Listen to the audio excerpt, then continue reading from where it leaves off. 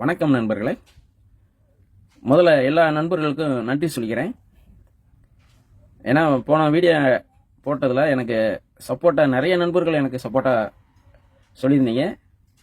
உங்கள் அனைவருக்கும் என்னோட மனமார்ந்த நன்றியை தெரிவித்துக்கிறேன். உங்களோட விருப்பத்துக்கு தகுந்த மாதிரி என்னோட எலக்ட்ரானிக் சம்மந்தப்பட்ட ஆடியோ சம்மந்தப்பட்ட வீடியோக்கள் தொடரும். உங்களுக்கு பயன்படுற மாதிரி வீடியோக்கள் நம்ம சேனலில் இருக்கும். அதே மாதிரி நம்ம சேனலில் ஆடியோ மட்டும் இல்லாமல் இன்ஃபர்மேஷன் சம்மந்தப்பட்ட வீடியோக்களும் இருக்கும். அனைத்து வீடியோக்களுக்கும் நீங்கள் சப்போர்ட் பண்ணுவீங்கன்னு நம்பிக்கையில் நான் தொடர்றேன்.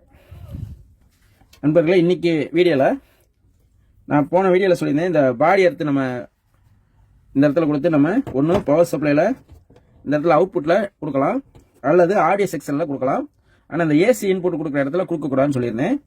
அதில் சில நண்பர்கள் என்ன கேட்டீங்கன்னா, அந்த ஏசி இன்புட்டு கிரவுண்டில் கொடுத்தா என்ன ஆகும், அதேமாதிரி இந்த கப்பாசிட்டியில் கொடுத்தா என்ன ஆகும் அப்படின்னு சொல்லி கேட்டிருந்தீங்க. அவங்களுக்கு இப்போ ஷார்ட்டாக உங்களுக்கு சொல்கிறேன். இப்போ இந்த பாடி கிரவுண்டு தனியாக இருக்குது. இப்போ நான் உங்களுக்கு ஆன் பண்ணுறேன். ஆன் பண்ணிட்டேன். இப்போ ஆடியோ போர்டு ஆன் ஆயிடுச்சு. இப்போ எந்த ஹம்மிங் கிடையாது.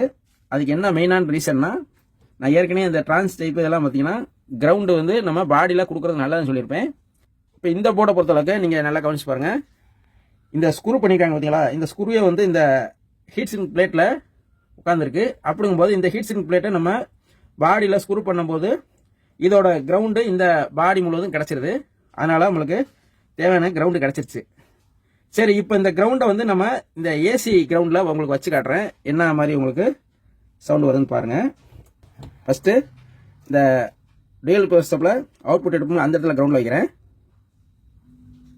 வச்சா கவனிச்சு பாருங்கள், லேசாக ஒரு ஹம்மிங் நாய்ஸ் இருக்குது. சரி, இப்போ இந்த கெப்பாசிட்டரோட மைனஸ், அதாவது கிரவுண்டில் வைக்கிறேன்.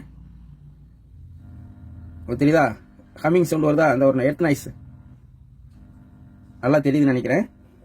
சரி, அடுத்து இந்த ஏசி இன்புட் கொடுக்குறோம்ல, இந்த டிரான்ஸ்ஃபார்மர்லேருந்து செகண்டரி அவுட்டு ஏசி இன்புட் கொடுக்குறோம்ல, அந்த இடத்துல கிரவுண்ட் வைக்கிற பாருங்க. அந்த எர்த் நாய்ஸ் நல்லாவே தெரியும் பாருங்க.